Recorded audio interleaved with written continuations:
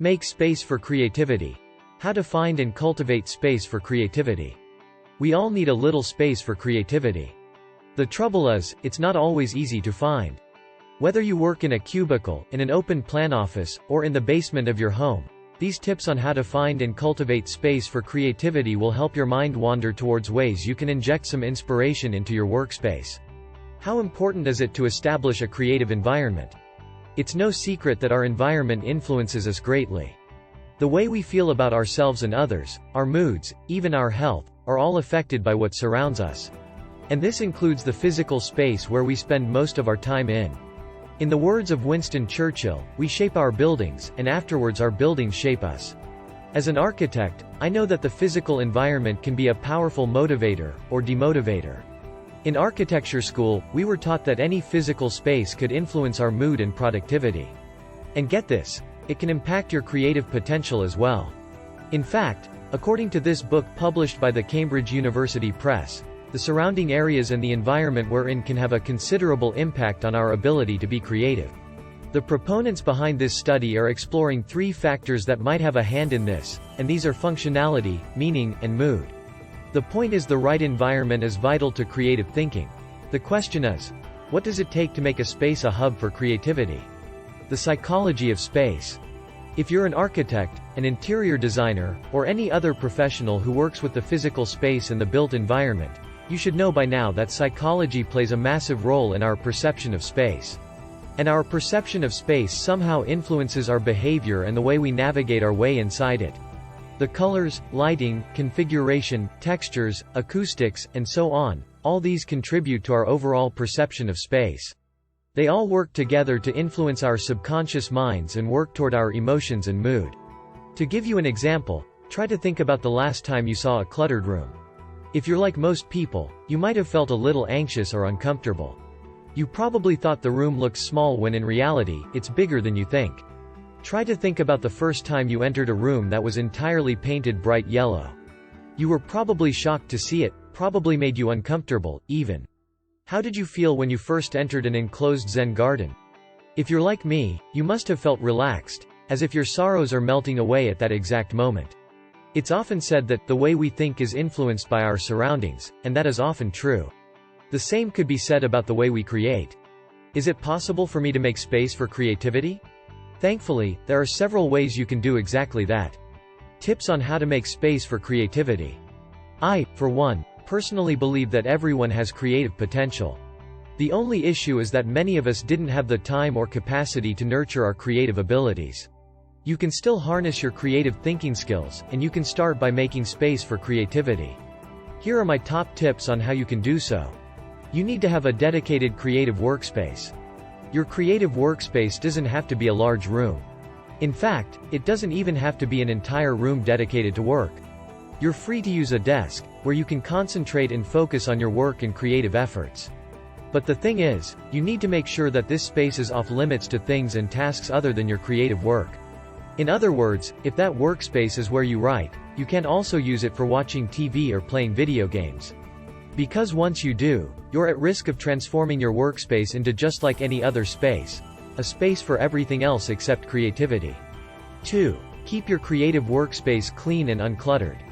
A cluttered desk is a sign of a cluttered mind.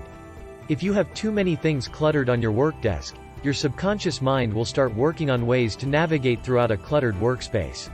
And believe me, you wouldn't want this to happen every single day. Because the thing is, you only have so much brainpower to dedicate to your creative efforts. And if your mind starts working in full gear even you haven't started on your creative tasks, then you're wasting your time. So keep your desk tidy. 3. Let nature in. It's no secret that nature can help with our well-being. But did you know that natural light, alongside other natural elements, can help boost our productivity and creativity by 15%? In a recent study, biophilic space designs that allow us to feel closer to nature, can positively impact our well-being, creativity, and productivity. Of course, this doesn't mean that you should take your work outdoors just to be regularly in touch with nature, though you could most certainly do that if you can. Most of us don't have that luxury, though, but we could take nature indoors. I know you're wondering how, so here are a few things you can do to make your space become a bit more biophilic. Let natural light in by opening a few windows. Make sure that your workspace circulates fresh air all day long. Keep a living plant or two beside your work area. If your workspace allows, open windows that overlook beautiful scenery. Try listening to ambient music when working. If your windows don't have a wonderful view, compensate by keeping a few photos that remind you of nature. It could be a gorgeous photograph of a beach, a forest, or a magnificent lake. Choose colors very carefully. Like I said earlier, the right colors can evoke the perfect mood for creativity.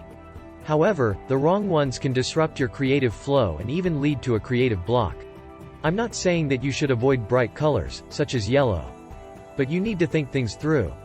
Also, bear in mind that there are different shades to each hue.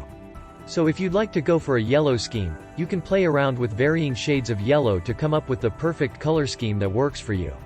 Unfortunately, there isn't a one-size-fits-all kind of guide when it comes to choosing the perfect colors for your workspace. Choose a space that evokes freedom. Did you know that the feeling of being free actually contributes to your creativity? At least, that's what this study tells us. According to the study, freedom seems like a core characteristic of creativity. In other words, if a person feels free, then he's more likely to feel more driven to become more creative. Your space must evoke a sense of freedom, and you can do that by making your space look and feel bigger. And that means keeping it organized, so you won't see too many things occupying your space. And if your room is small, you could create an illusion of a bigger space by using light colors instead of dark ones. And if you have the resources, a room with a high ceiling and high windows could do wonders for your creativity. Keep decor to a minimum. Certain decors can help us feel inspired and motivated to work. Decors are great, but too many of these things can potentially hamper your creativity. Because sometimes, our brains process extra things as clutter and distractions. Unfortunately, it doesn't make any exceptions for excess decor. So, if you want to constantly feel inspired to work, keep your trinkets and decor to a minimum. Make your workspace as flexible as possible. Creativity can become elusive if you keep yourself in a space that barely changes at all. That's why it pays to rearrange some things in your workspace every once in a while. I know that if you have an entire room as a creative space for yourself, it can get overwhelming to move things around. But if you want to make your room as flexible as possible, you can replace your existing furniture with light and modular ones. And if you have enough resources, you also have the option to add those pieces that offer multi-functionality. Like this coffee table that you can also use as a desk. Or this floating desk and storage that you can fold whenever you're not using it. 8. Make your creative space as comfortable as possible. Let's face it. Who likes working in a space that's not comfortable at all? If you want to stay productive, you should never sacrifice comfort. That's why it's essential to ensure that your workspace has everything you need to stay comfortable and relaxed. You can do so by adding a cozy blanket, a comfy and ergonomic work chair, a desk lamp, and maybe even a footrest.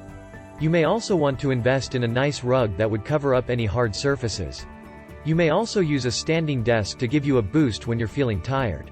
Standing desks are becoming increasingly popular because they allow you to sit less throughout the day, which helps reduce back pain and other health issues. Do trial and error.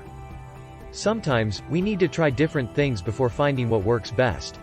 That's why you must experiment with different ideas and see what works best for you. Sometimes, trying something out might actually end up being better than the original idea. Embrace your unique preferences. Unfortunately, there's no correct answer when it comes to creating a space for creativity. The perfect space for creativity may not be ideal for another. So, instead of following everything by the book, try to listen to your own needs and preferences.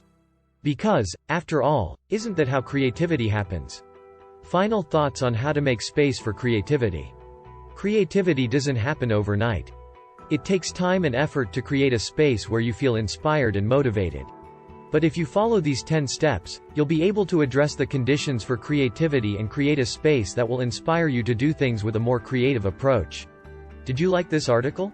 If so, share this with a friend. And if you haven't subscribed yet, don't forget to hit the subscribe button. We're rolling out tons of content about productivity, self-improvement, and motivation in the next few weeks, so stay tuned. Thanks again for watching, and we hope to see you in the next video.